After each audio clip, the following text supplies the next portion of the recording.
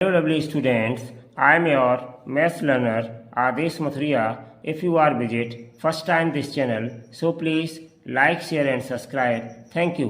आज बच्चों हम आपके लिए इस एक्सरसाइज 3.1 का इस वीडियो के माध्यम से क्वेश्चन नंबर 5, क्वेश्चन नंबर 6 और लास्ट क्वेश्चन नंबर 7 लेकर के आए हैं। तीनों ही क्वेश्चन अति महत्वपूर्ण हैं। ध्यान से तीनों क्वेश्चंस को देखते रहिए, समझते रहिए, बिना स्किप किए पूरा वीडियो देखें। ठीक है बच्चों, चलिए स्टार्ट करते हैं। Question number 5, half the perimeter of a rectangular garden whose length is 4 metre more than its width. Width से 4 मीटर कैसी है? मोर देन है, अधिक है। ठीक है ना? Is 36 metre. तो पेरीमीटर कितनी है? ये 36 मीटर। ठीक है, हाफ ऑफ द पेरीमीटर। ठीक है ना? Find the dimension of the garden. तो इसमें बच्चों दो केस हैं, एक हम पेरीमीटर से बनाएंगे और एक हम length is 4 metre more than its width से बनाएंगे। ठीक है ना? तो यहाँ पर दो केसेस हैं। तो सबसे पहले हम यहाँ पे क्या करेंगे? लेट गार्डन का लेंथ मान लेंगे हम। Let the length of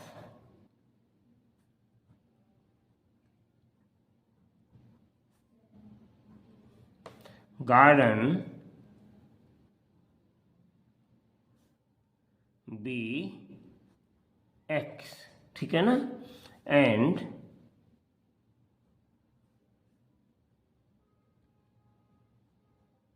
width be y। ये हमने मान लिया। गार्डन की लेंथ हमने x कंसीडर कर ली और गार्डन की विड्थ हमने y कंसीडर कर ली। ठीक है बच्चों, अब क्या दिया है हमें? Half of the perimeter. तो देखो बच्चों, पेरीमीटर को हम p से लिखते हैं, इसको क्या कहते हैं? पेरीमीटर। ठीक है ना? पेरीमीटर को p से लिखते हैं। अच्छा, लेंथ और विड्थ हमने x और y मानी है। इसकी लेंथ का मतलब लंबाई और विड्थ का मतलब चौड़ाई। इसकी हमने x और y कंसीडर करी है। तो केस फर्स्ट के अकॉर्डिंग हमें पहले यहाँ पे दिया क्या है, पहले हम वो लिख लें। तो देखो बच्चों, हमें दिया है हाफ ऑफ द पेरीमीटर, यानी पेरीमीटर का हाफ। ठीक है ना? तो पेरीमीटर का हाफ कितना हो जाएगा? p/2। ठीक है ना? हाफ का मतलब पेरीमीटर में 2 से डिवाइड करें तो p/2 हो गया। और ये इस कितना है? 36 मीटर। इस 36 मीटर, हियर 36। ये हम यूज करेंगे। तो देखो बच्चों, वी हैव, पेरीमीटर क्या होता है? यहाँ पे हम लिखेंगे वी हैव पेरीमीटर p बराबर 2 लेंथ प्लस ब्रेथ। ठीक है ना? तो लेंथ हमने x माना है, ब्रेथ y माना है। वैसे तो l प्लस बी होता है, 2l प्लस बी, लेकिन हमने लेंथ को x माना है बच्चों, तो l की जगह x लिख दी जाएगी और ब्रेथ को y माना है तो b की जगह y लिख दी जाएगी। तो देखो बच्चों, ये 2 हम इसके नीचे ले आएंगे तो इम्प्लाइज क्या हो जाएगा? p/2 इक्वल्स टू, ये 2 हम कहाँ ले आए? इसके नीचे, क्योंकि p/2 की हमें वैल्यू दी गई है x प्लस y। ठीक है ना? तो implies x plus y equals to कितना आ जाएगा? p/2 की जगह क्या रखेंगे हम? 36। तो इस p/2 की जगह पर हम इधर साइड में ले आए 36। ठीक है बच्चों, तो इस तरीके से हमने यहाँ पर एक इक्वेशन तैयार किया। तो इम्प्लाइज हम इसको क्या लिख देंगे? ध्यान से देखिएगा। तो y की वैल्यू यहाँ से क्या हो जाएगी? 36 माइनस प्लस का इधर माइनस का हो जाएगा x। तो इसको हम नंबर 1 डाले देते हैं बच्चों। ठीक है ना? ये हमारा केस फर्स्ट था।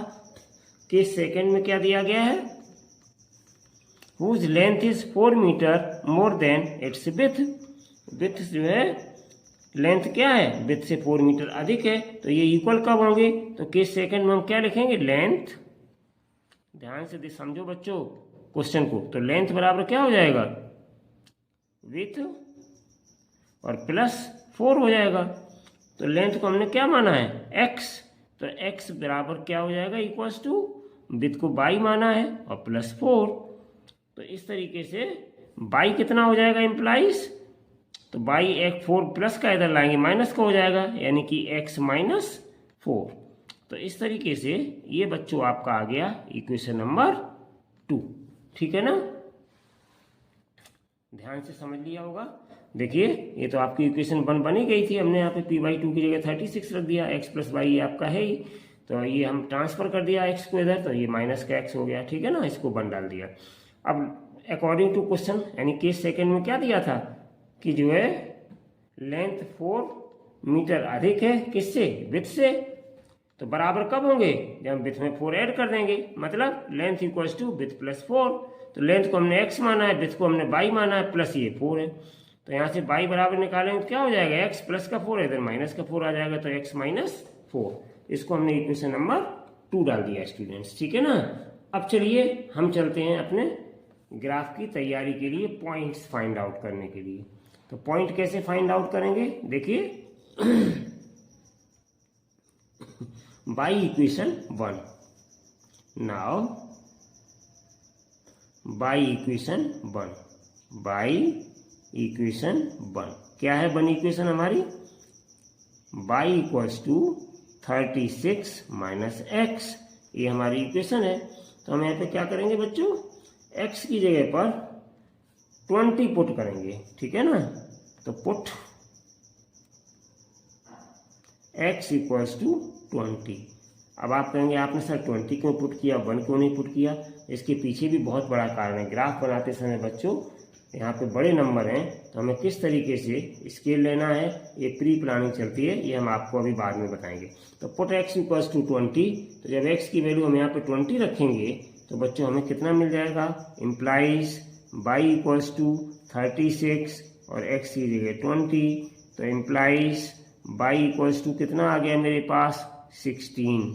तो जब हमने x की वैल्यू बच्चों 20 रखी तो y की वैल्यू हमें कितनी मिली 16, तो हमने पॉइंट्स क्या आ गए, x की जगह 20 आ गया, y की जगह 16 आ गया, तो पॉइंट्स हमारे हो गए, पॉइंट्स हमारे कितने हो गए, देखिए a 20 और कॉमा 16, ये हमारे पॉइंट्स आ गए, ठीक है बच्चों। जब हमने x की वैल्यू 20 रखी तो y कितना मिला 16, तो पॉइंट आ गए 20 कॉमा 16, ये हमारे पॉइंट्स आ गए। चलिए बच्चों अब हम x की एक दूसरी वैल्यू और रखेंगे जिससे y की हमें वैल्यू और मिल जाए। तो देखो हम यहाँ पे लिखेंगे पुट x इक्वल्स टू 24। अब आप कहेंगे सर अब आपने जंप लगा के 24 रख दिया, बताएंगे थोड़ा सा धैर्य रखिए बच्चों। तो y इक्वल्स टू कितना हो जाएगा 36 और माइनस x की जगह कितना रखेंगे 24, तो इम्प्लाइज y इक्वल्स टू कितना आ गया 24 माइनस करेंगे तो हमारे पास आ गया 12। तो जब हमने x की वैल्यू 24 रखी तो y आ गया 12, तो हम यहाँ रखेंगे x की वैल्यू 24 और y की वैल्यू रखेंगे 12। तो हमारे पॉइंट्स कितने आ गए, तो बच्चों हमारे पॉइंट्स आ गए b 24, 12, ये हमारे पॉइंट्स आ गए। चलिए बच्चों अब हम दूसरा ग्राफ लेंगे, दूसरी ग्राफ लाइन लेंगे और उससे हम फिर दूसरे पॉइंट आउट निकालेंगे। तो दूसरा इक्वेशन मेरा क्या था, y बराबर x minus 4, now by 2, now by 2 equation क्या है, y बराबर x माइनस 4, तो हम यहाँ लिखेंगे y equals to x minus 4, ठीक है ना, ये हमारी दूसरे वाली इक्वेशन है। तो अब हम क्या करेंगे इसमें, इस दूसरे वाली इक्वेशन में हम फिर पॉइंट्स यूज करेंगे। तो हम क्या करेंगे, पुट यहाँ पर रख के देते हैं पुट x इक्वल्स टू 8। अब आप कहेंगे सर इसमें 8 क्यों रखा, सारी चीज़ें मैं अभी समझाऊंगा, जब ग्राफ प्लॉट करूंगा तब बताऊंगा, इसलिए ये चीज़ें रखी थी, ठीक है बच्चों, क्योंकि ग्राफ आसान हो जाए, मैं बताऊंगा बाद में। तो put x equal to 8, x की वैल्यू 8 रख देंगे तो y कितनी आ जाएगी, तो इम्प्लाइज y इक्वल्स टू आ जाएगी, x की जगह 8 रख देंगे माइनस 4 यानी कि 4, तो ये आ गई आपकी y की वैल्यू। जब हमने x की वैल्यू 8 ली तो हम यहाँ रखेंगे x की जगह बच्चों 8 और y की जगह वैल्यू आ गई 4, तो पॉइंट सपोज p ये हमारे पास कितने बन गए 8,4, ठीक है ना। नाउ पुट, अब हम x की फिर वैल्यू लेंगे तो हम क्या करेंगे बच्चों, पुट x इक्वल्स टू 16, तो इम्प्लाइज y इक्वल्स टू कितना हो जाएगा, x की जगह 16 रखेंगे, 16 माइनस 4, तो 16 में से 4 गया कितना आ गया 12। तो जब हमने x की वैल्यू 16 रखी तो y की वैल्यू हमें मिली बच्चों 12। तो पॉइंट्स कितने आ गए, सपोज q इक्वल टू आ गई 16 माइनस 12। तो इस तरीके से बच्चों हमने सारे पॉइंट्स कैलकुलेट कर लिए। अब हम बनाएंगे ग्राफ, लेकिन ग्राफ बनाने से पहले हम ग्राफ में ही समझाएंगे आपको चल के कि हमने ये इस तरीके के पॉइंट क्यों लिए थे। ठीक है बच्चों, चलिए ग्राफ में समझाएंगे आपको। तो चलिए अब हम चलते हैं बच्चों इस क्वेश्चन के ग्राफ पर। तो देखिए बच्चों, जो आपका ग्राफ बनेगा उसके लिए हमने जो पॉइंट कैलकुलेट किए हैं वो हमने वीडियो रोक करके और हमने ये सारे पॉइंट्स नोट किए और तब आपके सामने ये सारे पॉइंट्स हमने उपस्थित किए हैं बच्चों। ठीक है ना। तो देखिए इस तरीके से ये जो पॉइंट्स आपने निकाले हैं वो सारे पॉइंट्स हमने यहाँ पर लिख लिए बच्चों, नोट डाउन कर लिए, जिससे ग्राफ बनाने में दिक्कत ना हो। ठीक है ना बच्चों। तो चलिए अब हम स्टार्ट करते हैं अपना ग्राफ बनाना। तो देखिए बच्चों, पहली बात अब हम आपको बताएंगे कि हमने आखिरकार x की ऐसी वैल्यू क्यों रखी जिससे कि y की हमने अपनी मनचाही वैल्यू रखी, और आप मनचाही वैल्यू रख भी सकते हैं। लेकिन यहाँ पर मेन खास बात क्या थी कि हमने यहाँ पे x की वैल्यू बच्चों इसलिए रखी इस तरीके की और y की इस तरीके की वैल्यू निकाली। इनमें एक रिलेशन था मल्टीप्लाई का, जिससे कि हम स्केल अपना आसानी से ले लें। देखिए बच्चों, ये 4 की टेबल में सब आ रहे हैं। इस तरीके की वैल्यू हमने सोच करके बनाई कि 4 की टेबल में ये सारी वैल्यूज आ रही हैं, और इससे क्या हो जाएगा कि हमारा स्केल देखिए 1 सेंटीमीटर के बराबर हमने 4 यूनिट्स मान लिया, जिससे कि बड़े आसानी से हम अपना ग्राफ बना सकते हैं। ठीक है। और अगर बच्चों थोड़ी भी वैल्यू आपने 3, 4, 2, 1 इस तरीके की निकाली होती तो फिर आप एक स्केल अच्छा खासा नहीं ले पाते और ग्राफ एक्यूरेट नहीं ड्रॉ कर पाते। तो हमने यहाँ पे बच्चों बड़ी वैल्यू थी सॉरी बड़ी वैल्यू थी, तो इसलिए हमने इस तरीके की वैल्यू फाइंड करी है कि सब 4 से डिवाइड हो रही है, मतलब 1 सेंटीमीटर को हमने 4 यूनिट्स मान लिया और हम इजीली ग्राफ को प्लॉट करेंगे। ठीक है बच्चों, आप समझ में आ गई होगी। तो इसी तरीके से सोच करके हम वैल्यूज लेते हैं। तो ये रही हमारी ग्राफ की वैल्यूज, और अब हम अपना ग्राफ प्लॉट करेंगे बच्चों। तो देखिए पहली वैल्यू हमारे पास क्या थी, ध्यान से देखिएगा, मैं आपको फिर दिखाई दे रहा हूँ। पहली वैल्यू जो हमारे पास ग्राफ की थी बच्चों, वो मेरे पास थी कितनी, 20 और 16। तो 20, 16 एक ही वैल्यू थी। तो चलिए हम यहाँ पे 20 और 16 को यूज करेंगे। तो देखो 20 तो हमारी, तो 20 का मतलब क्या हो गया बच्चों, 20 में 4 से डिवाइड कर दो। 20 में 4 से डिवाइड करेंगे तो 5 बार जा रहा है। और दूसरी वैल्यू हमारी कितनी थी, 16। तो 16 में अगर हम 4 से डिवाइड कर दें स्केल के अकॉर्डिंग तो 4 बार जा रहा है। इसका मतलब जो हमने आपका x axis y axis draw किया है उसमें देखिए अब बड़े आराम से ये आपकी 1 सेंटीमीटर किसके बराबर हो गई, 4 यूनिट के बराबर। तो 4 ये हो गई, 8 हो गई, ऐसे ठीक है, 12, फिर 16, 20, 24, ठीक है ना, इस तरीके से आएंगी। तो पहले हमारा कितना है 20, तो 20 हमारा कहाँ पे जाएगा, 4 पंजा 20, यानी कि 20 हमारा कहाँ पे जाएगा, 4 5 या 20। तो एक्स एक्सिस पर ये 5 आ गया हमारा। ठीक है बच्चों। और उसके बाद में फिर कितना 16 वाई एक्सिस पे, मतलब 4 से डिवाइड कर दो तो 4 बार, ठीक है ना। तो 4 हमारा कहाँ पे जाएगा, वाई एक्सिस पर। तो इसका ये 5 आ गया और इसका ये 4 आ गया, और ये आ गया आपका बच्चों पॉइंट। ठीक है ना। तो इसकी वैल्यू कितनी आ गई, A 20, 16 ये आ गई आपकी इसकी A की वैल्यू। ठीक है ना।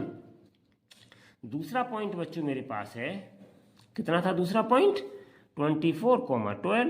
तो 24 का मतलब कितना है, 4 से डिवाइड करेंगे इसमें तो 6 आ जाएगा, इसमें 4 से डिवाइड करेंगे 3 आ जाएगा। तो 6, 3 पॉइंट बन गए हमारे। क्या पॉइंट बने, 6, 3। तो 6 हमारा कहाँ पे जाएगा, एक्स एक्सिस पर, और 3 कहाँ पे जाएगा, वाई एक्सिस पर। तो 6 यहाँ से जा रहा है, 3 यहाँ से जा रहा है, तो ये हमारा पॉइंट आ गया। तो यहाँ पे आ गया ये बी, कितना आ गया, 24 और 12, ये हमारे पॉइंट्स आ गए। अब बच्चों इन दोनों पॉइंट्स की हेल्प से हम लाइन ड्रॉ करेंगे। तो चलिए पहले हम इन दोनों पॉइंट्स ए और बी को मिलाते हुए एक लाइन ड्रॉ करेंगे। तो बहुत ही अच्छे से हमें लाइन ड्रॉ करनी है जिससे कि एग्जैक्ट हमारी लाइन जाए बच्चों। ठीक है ना। तो देखिए ये हमने लाइन ड्रॉ कर दी है बच्चों, और ये गड़बड़ हो गया आपका। ये देखिए ये लाइन जा रही है, इसको मैं थोड़ा सा वाइटनर लगा दूंगा। ये लाइन जा रही है पॉइंट से होकर के, ये लाइन गड़बड़ खिंच गई स्केल से आपकी। तो ये बच्चों हमारा आ गया स्ट्रेट लाइन। और ये कौन सी लाइन थी मेरी, ये मेरी थी x + y = 36। कौन सी लाइन है ये मेरी, ये लाइन है x + y = 36। ये वाली हमारी लाइन है, ठीक है ना। इस पर थोड़ा वाइटनर लगा दूँ, वाइटनर भी काम आता है समय समय पे, इसलिए मैं वाइटनर बच्चों तैयार रखता हूँ।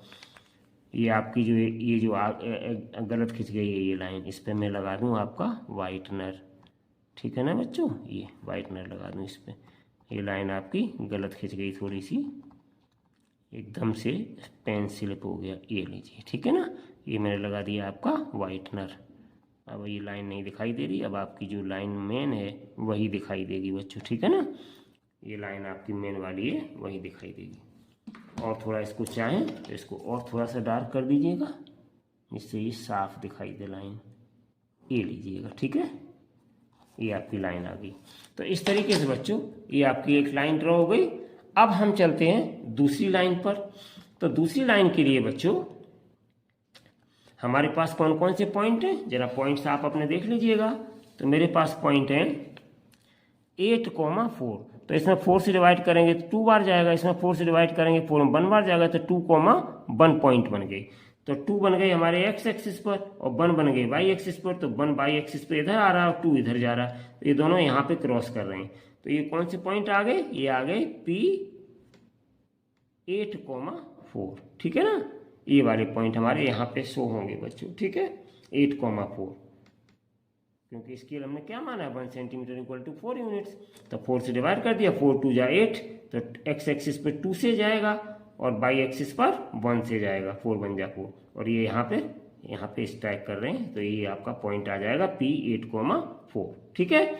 अब बच्चों इसके बाद मेरे पास पॉइंट हैं 16,12। तो 16,12 के लिए हम क्या करेंगे, 16 में आप 4 से डिवाइड करिए, तो 4 4 जा 16 होता है, तो एक 4 आ गया और 12 में 3 आ गया, 4 3 या 12, तो कितना आ गया 4,3। तो देखो 4 बच्चों एक्स एक्सिस पे लेंगे और 3 वाई एक्सिस पे लेंगे, तो ये हमारा आ गया पॉइंट। तो इस पॉइंट को हम क्या कहेंगे, यहाँ पे देख लीजिएगा ये, तो इस पॉइंट को हम क्या, एक्स एक्सिस पे ये हमने 4 ले लिया है, और देखिए सही से एक्स एक्सिस पे ये हमने 4 ले लिया और वाई एक्सिस पे 3 ले लिया है, तो 4,3 आ गए। ये हमारा क्या कहलाएगा, ये हमारा कहलाएगा क्यू और आ जाएगा 16,12, ठीक है ना। तो ये इस तरीके से पॉइंट आ गए। अब बच्चों हम इन पॉइंट्स को भी मिलाती हुई एक लाइन ड्रॉ करेंगे। तो यहाँ पर हमने इस तरीके से स्केल रखा और ये दोनों पॉइंट्स ले लिए अच्छे से, और इनको हम मिलाते हुए एक लाइन ड्रॉ करेंगे। तो इस तरीके से बच्चों बड़े अच्छे से आपको पॉइंट पर स्केल रखना पड़ता है, ठीक है ना। ये हमने रख दिया स्केल, और अब हम इसको करेंगे ड्रॉ। तो देखिए बच्चों ध्यान से, थोड़ा सा इस तरीके से मैं ड्रॉ कर रहा हूँ, ये देखिए, ठीक है ना। ये आपकी ड्रॉ हो गई लाइन, स्केल को हटा लीजिएगा। तो ये हमारी लाइन आ गई बच्चों। जो पॉइंट थे मेरे पास, कौन कौन से पॉइंट थे मेरे पास, 8,4 एंड 16,12, ठीक है ना। तो ये y इक्वल टू x-4 वाली ये लाइन है, ठीक है ना। y इक्वल टू x-4 वाली, ये कौन सी है, y इक्वल्स टू x-4, ठीक है ना, ये वाली लाइन थी। तो इसको हमने बना लिया ग्राफ। तो देखिए बच्चों अब ये ग्राफ हमारा इंटरसेक्ट कर रहा है इस पॉइंट पर, ये देखिए, जिसमें कोऑर्डिनेट्स कितने थे, a 20,16। तो ये हमारा यहाँ पे कट कर रहा है, या हमें कहना चाहिए बच्चों इंटरसेक्ट कर रहा है। तो हम क्या लिखेंगे यहाँ पर, हम लिखेंगे, अब इन कंक्लूजन अपना ग्राफ से सोल्यूशन निकालेंगे।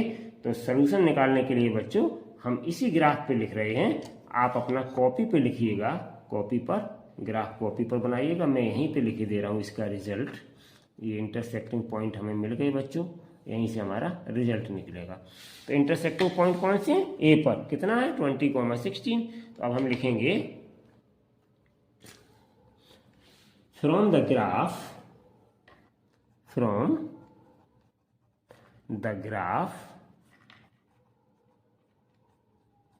ठीक है बच्चों, we observe, from the graph we observe that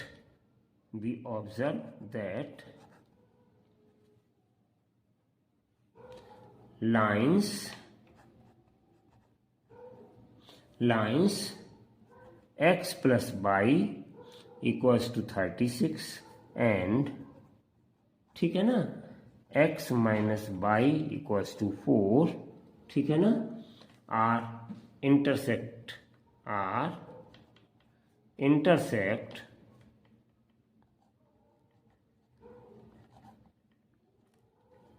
intersecting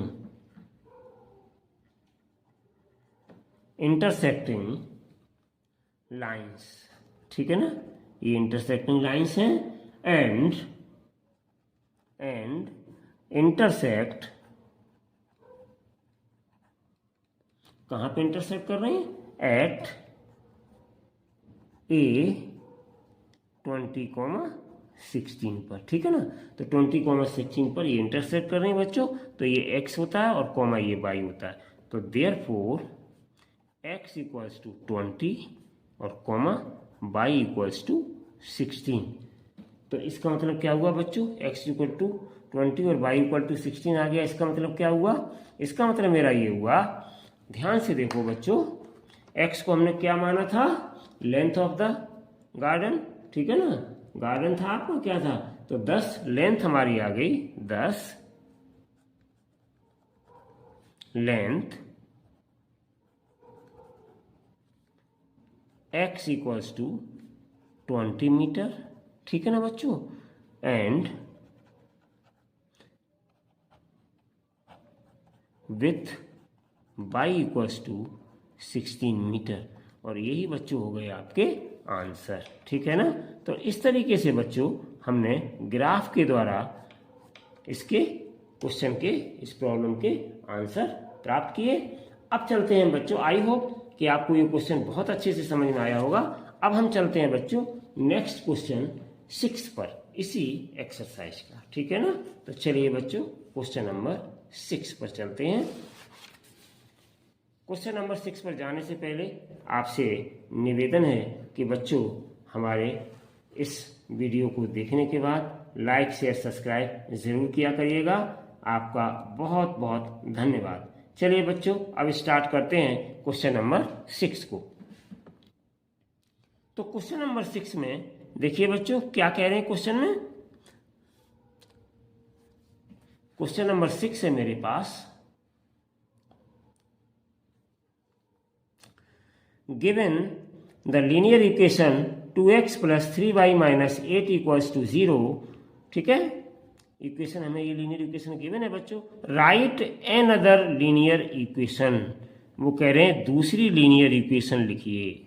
right an other linear equation in 2 variables such that the geometrical representation of the pair so formed is, number first intersecting lines, number second parallel lines, number third coincident lines. वो कह रहे हैं कि दूसरा इस equation के साथ दूसरा ऐसा लीनियर इक्वेशन लिखिए कि हमें ये तीनों कंडीशन अलग अलग प्राप्त हों, यानी कि इंटरसेक्टिंग लाइन बन जाए, पैरेलल लाइंस बन जाए, कोइंसिडेंट लाइंस बन जाए, ये स्थितियां आ जाएं जिससे कि आपका क्वेश्चन भी सॉल्व हो जाएगा, ठीक है बच्चों।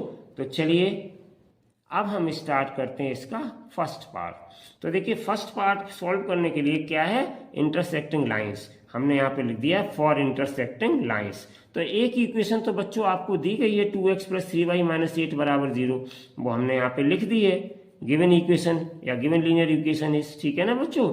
अब वो कहते हैं कि ये कंडीशन बन जाए, पहली वाली कौन सी है, इंटरसेक्टिंग लाइंस की। तो for intersecting lines I mean कि इंटरसेक्टिंग लाइन वाली कंडीशन बनाने के लिए बच्चों आपको जो हमने इंट्रोडक्शन पार्ट में 3 केसेस बताए थे, तीनों केसेस को अच्छे से याद करिए।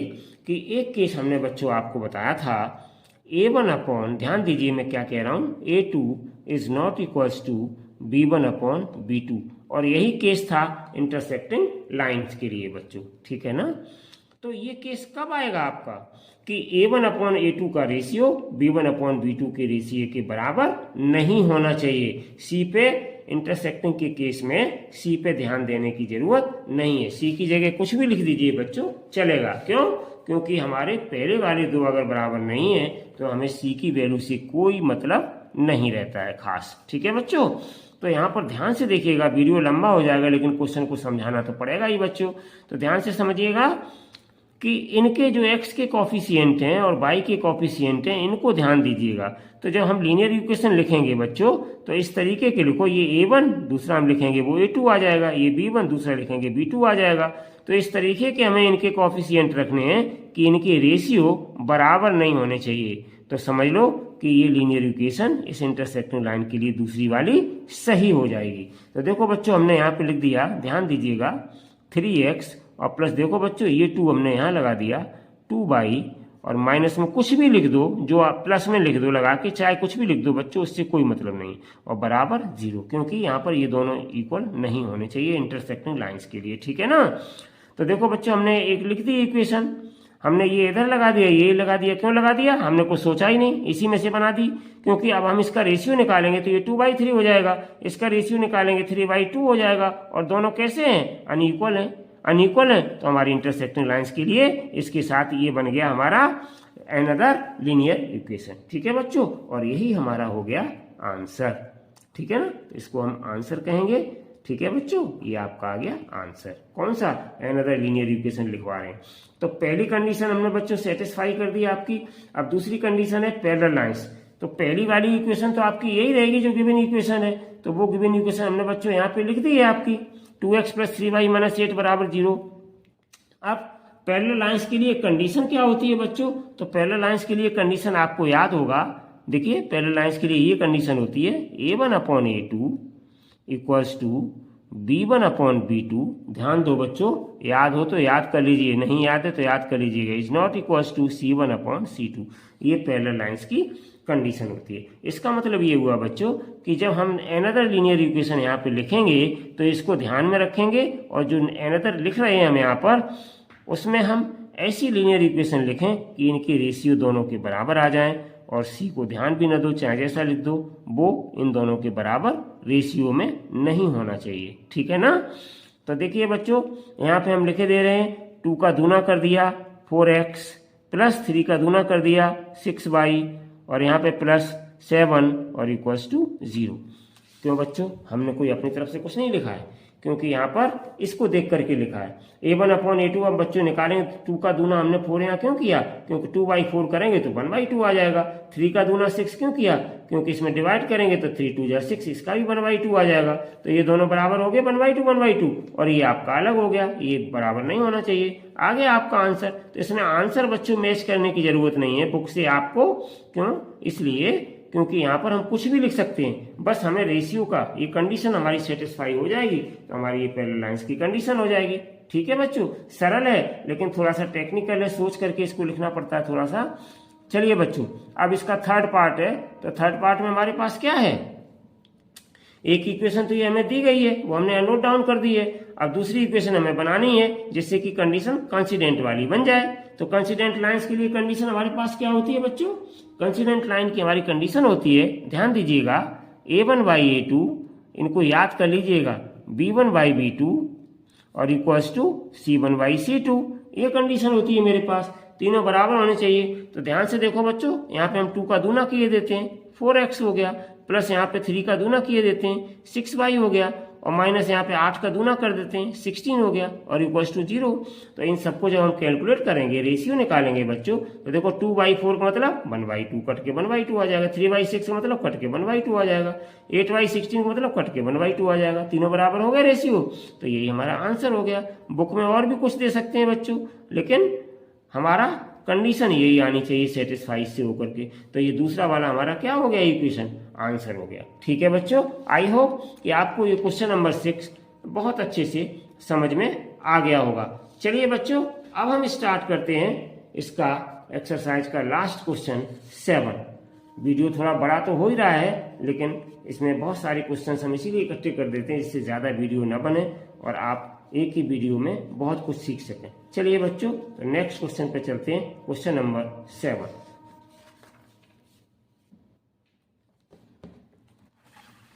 तो ये रहा बच्चों आपका क्वेश्चन नंबर 7 आपकी स्क्रीन पर, ठीक है बच्चों। चलिए स्टार्ट करते हैं इस क्वेश्चन नंबर 7 को। तो ध्यान दीजिएगा, सही से समझिए इस क्वेश्चन को भी, बहुत इंपॉर्टेंट क्वेश्चन है ये आपके एग्जाम के लिए भी, ठीक है ना। क्या लिखा है, draw the graph of the equation x minus y plus 1 equals to 0 and 3x plus 2y minus 12 equals to 0, ठीक है। ये तो आपका इसके लिए ग्राफ ड्रॉ करना है बच्चों। उसके बाद क्या लिखा है, determine the coordinates of the vertices of the triangle formed by these lines and the x-axis and shade the triangular region. Triangular region को भी शेड करना है बच्चों, ठीक है। तो ये रहा आपका क्वेश्चन। तो देखिए बच्चों, पहले हम क्या करेंगे, इन दोनों इक्वेशंस के लिए पॉइंट्स फाइंड आउट करेंगे, ठीक है ना बच्चों। पॉइंट्स जब हम निकाल लेंगे तो उसके बाद फिर हम ग्राफ को प्लॉट करेंगे। तो चलिए बच्चों, पहले हम पॉइंट्स निकालेंगे इनके, और कुछ नहीं करना है, पॉइंट्स ग्राफ के लिए द्वारा हमें करना है काम। तो हम ग्राफ ड्रॉ करने के लिए पॉइंट्स पहले निकालेंगे।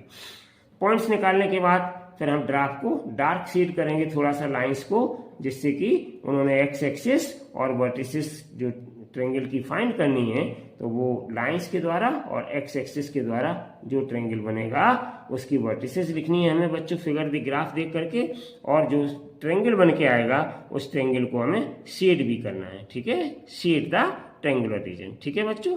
तो देखिए बच्चों, इसको हम इक्वेशन नंबर 1 डाले देते हैं, जो गिवन इक्वेशन है इसको नंबर 2 डाले देते हैं। तो बाई 1, पहले हम इक्वेशन 1 को सॉल्व करेंगे।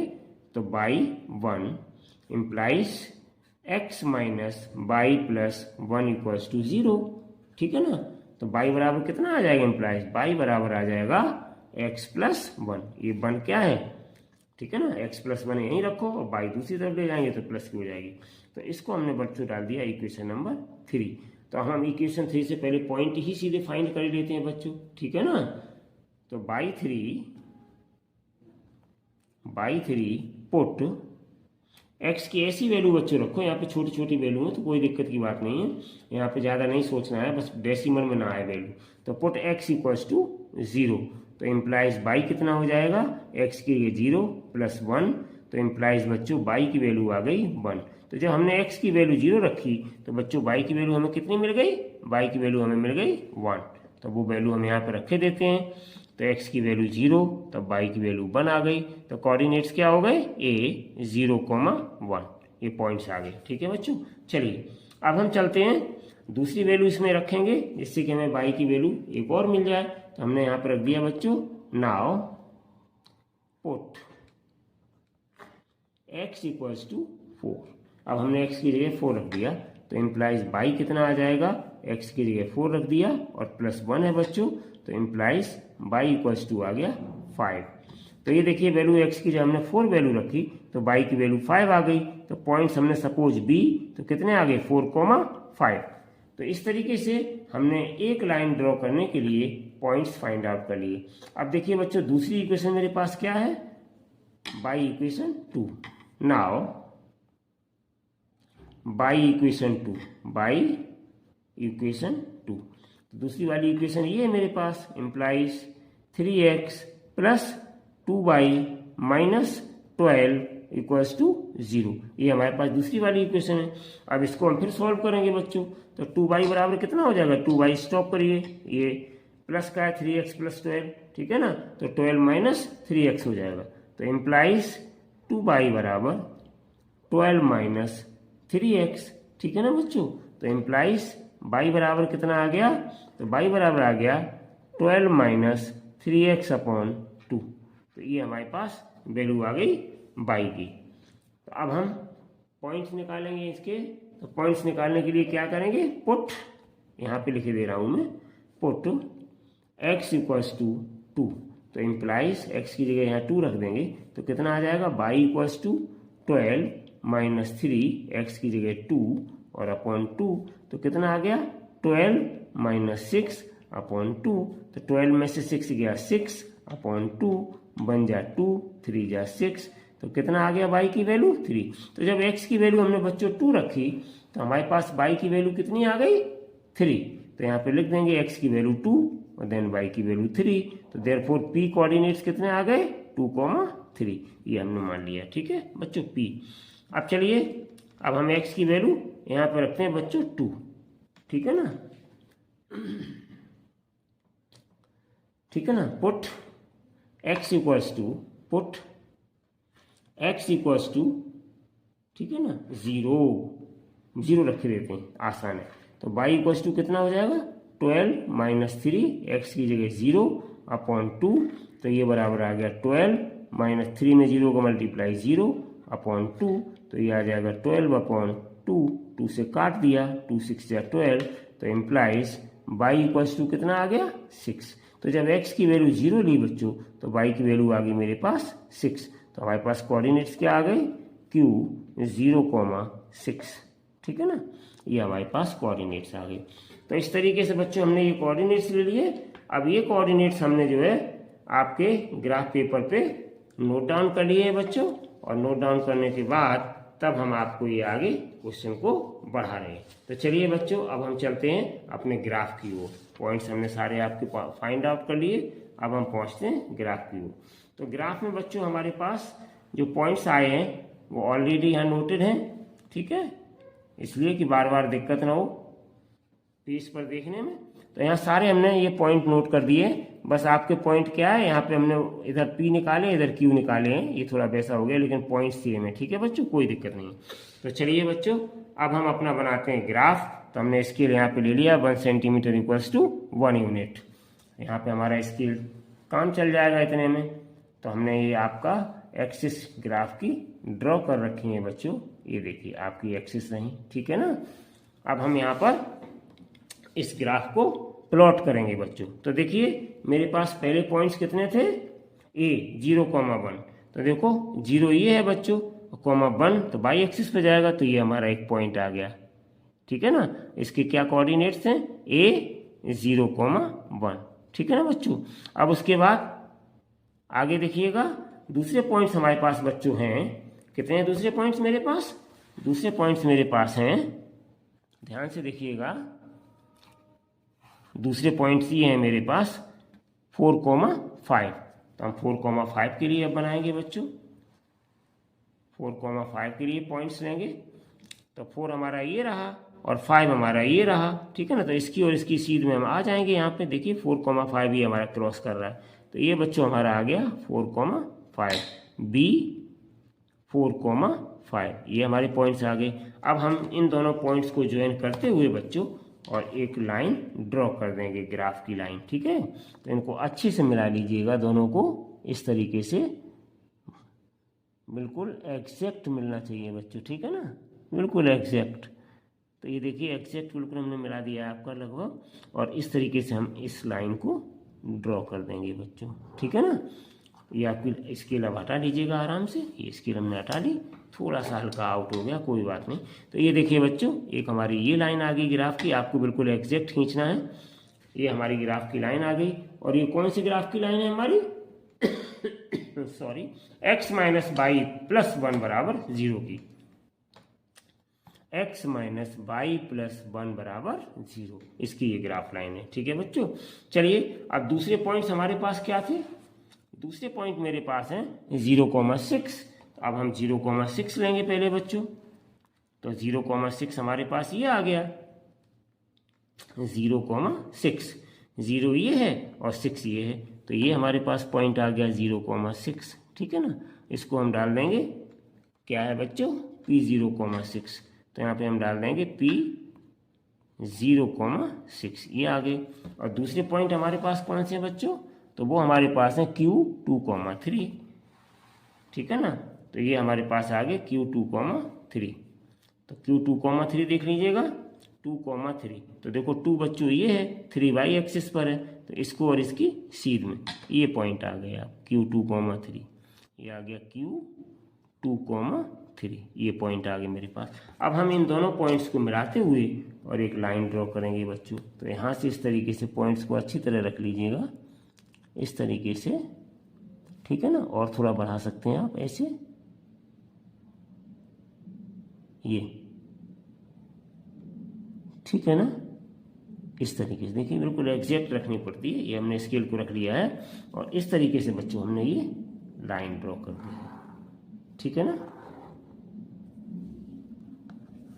ये लाइन ड्रॉ हो गई, और इधर वाली भी जो लाइन बच्चों थी इसको और थोड़ा आगे बढ़ा लीजिएगा। क्यों बढ़ा रहे हैं इसको अभी बताऊंगा मैं आपको। तो इस लाइन को थोड़ा सा और आगे बढ़ा लीजिएगा इस तरीके से, ठीक है ना, ये बढ़ गई आपकी लाइन। तो ये बच्चों हमारी कौन सी वाली लाइन आ गई, ये मेरी लाइन आ गई बच्चों, ध्यान से देखिएगा। ये मेरे पास लाइन थी 3x + 2y - 12 बराबर 0। ये हमारी जो लाइन है बच्चों वो है, यहाँ पे लिखे दे रहा हूँ मैं, 3x, ठीक है ना, और +2y और इक्वल्स -12 इक्वल्स टू 0। ये लाइन थी आपकी, ठीक है ना। तो ये मैंने नोट कर दी है। तो ये दोनों लाइनें हैं, और ये दोनों लाइनें देखिए बच्चों कहाँ पे इंटरसेक्ट कर रही हैं, इस पॉइंट पर, Q पर, ठीक है ना। और देखिए बच्चों ये रही मेरी x एक्सिस। तो क्वेश्चन क्या कह रहा था कि x एक्सिस वाली लाइन और जो आपकी दोनों लाइन ये कट कर रही हैं, तो उन दोनों लाइन से बने हुए ट्रायंगल की बात कर रहे थे। तो देखो बच्चों ये कट कर रही है हमारी इस पॉइंट पर x एक्सिस को, ये वाली लाइन, ठीक है ना, और ये लाइन कट कर रही है हमारी इस पॉइंट पर, इस तरीके से, ठीक है ना। तो ये 3 पॉइंट हमें खास मिले बच्चों, ये 3 पॉइंट x एक्सिस वाले ये 2 पॉइंट, और इनसे जो हमारा रीजन बन रहा है वो रीजन बच्चों कौन सा है, मैं दूसरे कलर से इसको शेड करूंगा। इसको हम कहेंगे बच्चों TR। TR से मतलब ट्रायंगुलर रीजन, TR से मतलब ट्रायंगुलर रीजन। तो ये हमारा जो आया है बच्चों यहाँ से यहाँ तक, देखो मैं शेड किए दे रहा हूँ, ये सब पूरा ऐसे करके मैं ये पूरा शेड करके दिखा रहा हूँ आपको इस तरीके से। ये हमारा कहलाएगा ट्रायंगुलर रीजन, ये, ठीक है ना बच्चों। ये पूरा ये पार्ट, ये इतना सब, ये हमारा ट्रायंगुलर रीजन कहलाएगा, जिसको हमने शेड कर दिया है, ठीक है ना। तो ये मेरा ट्रायंगुलर रीजन है, पहला आंसर एक है। तो यहाँ पे पॉइंट आप डाल सकते हैं, अगर पॉइंट नहीं है आपके पास। वैसे यहाँ पे Q पॉइंट है, और यहाँ पे पॉइंट हमारा कोई नहीं था, हम डाल देंगे यहाँ पे कोई पॉइंट हम डाल दें बच्चों। वैसे ये हमारा यहाँ पे O पॉइंट होता है, ये तो हमारा ओरिजिन वाला पॉइंट है ये वो, ठीक है ना। तो यहाँ पे ये Q पॉइंट आ गया, यहाँ पे आप डाल सकते हैं बच्चों जो इंटरसेक्ट कर रहा है, ये इस Q पॉइंट पे इंटरसेक्ट कर रहा है, ठीक है ना। और यहाँ पे हम डाल सकते हैं, मान लीजिए P, यहाँ पे हम P पॉइंट डाले देते हैं, ये वाला पॉइंट, ये P Q, और यहाँ पे बच्चों हम डाल देते हैं, ठीक है ना, R पॉइंट। क्या डाल देते हैं यहाँ पे, R पॉइंट। ये हमने Q इसलिए चेंज नहीं किया, ये बच्चों पॉइंट वाला है, तो यही मान लेंगे। तो इस तरीके से हमारा PQR ये एक ट्रायंगल तैयार हो गया। अब बच्चों इनके कोऑर्डिनेट्स लिखने थे, वर्टिसेस। तो एक वर्टेक्स Q है, एक वर्टेक्स P है, एक वर्टेक्स R है। तो पहले हम इनके क्या लिखेंगे, पॉइंट वर्टिसेस के। इन्होंने पूछा है क्वेश्चन में आपके, क्या पूछा था, coordinates of the vertices of the triangle formed by these lines and x axis. तो ये x एक्सिस हो गई आपकी, और ये लाइंस हो गई। इन लाइन से मिलकर के जो ट्रायंगल बना हुआ है, इसकी ये 3 वर्टेक्स आ गई, P, Q और R। इन तीनों P, Q, R के हमें लिखने हैं पॉइंट्स, क्या है वर्टिसेस पॉइंट, ठीक है ना। तो ध्यान से देखो बच्चों, वर्टिसेस पॉइंट के लिए ये आपका कितना है 2,3, इसको तो लिखने की जरूरत नहीं, ये है। और ये हमारा कहलाएगा, ध्यान से देखो, x एक्सिस पे 4 है, तो ये कितने बन जाएंगे हमारे, ये वाले पॉइंट्स क्या बन जाएंगे, 4,0। ये 4 हो गई x एक्सिस पर, और y एक्सिस पे ये 0 यहीं पे आ रही है, तो y एक्सिस 0 हो गई, तो 4,0 बन गए। और इस P के कोऑर्डिनेट्स क्या बन जाएंगे, इस P के कोऑर्डिनेट्स हमारे पास पॉइंट्स क्या बन जाएंगे। तो देखो बच्चों ये -1 पे इधर आ रहा है, तो ये एक तो -1 हो गया, x एक्सिस पर आ रहा है, और y पे 0 ही रहेगा आपका, तो -1,0 बन जाएंगे। और ये Q के तो हमारे पास पॉइंट हैं ये वाले बच्चों, ठीक है ना। तो हमारे पास क्या आ गए, तो हम यहाँ पे लिख देंगे by the graph,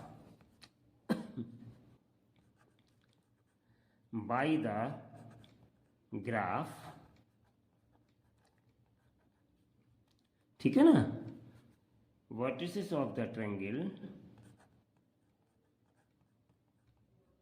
vertices of the triangle PQR, ठीक है ना, R। तो देखो बच्चों P के हमारे पास कोऑर्डिनेट्स हैं -1,0 और उसके बाद Q के हमारे पास पॉइंट्स हैं 2,3, ठीक है ना। और उसके बाद R के हमारे पास पॉइंट हैं, R के पॉइंट्स हमारे पास कितने हैं 4,0, ठीक है ना। तो ये हमारा आ गया बच्चों आंसर, ठीक है ना। तो इस तरीके से आई होप कि आपको क्वेश्चन समझ में आया होगा। अब दूसरी चीज क्या है बच्चों, ये जो रीजन बन रहा है शेड द रीजन ट्रायंगुलर, तो ये हमने यहाँ पे शेड ही कर दिया है, तो इसमें कोई दिक्कत की बात नहीं है। इसका यहाँ पे क्या शेडेड रीजन, ठीक है ना। ये भी आपका आंसर है, इसको शेड जरूर करिएगा, मैंने शेड करके दिखाया है। उन्होंने कहा था क्वेश्चन में कि ट्रायंगुलर रीजन भी शेड करिएगा, ठीक है ना, शेड द ट्रायंगुलर रीजन। तो इस तरीके से बच्चों आज हमने आपके इस एक्सरसाइज के क्वेश्चन 5, 6 और 7 सॉल्व किए। आई होप कि आपको बहुत अच्छे से ये क्वेश्चंस समझ में आए होंगे। Thank you so much for watching this video. अगले वीडियो में हम बच्चों आपके नेक्स्ट क्वेश्चंस फिर लेकर के आएंगे इस एक्सरसाइज के बाद, जो भी है। Till then take care and bye bye.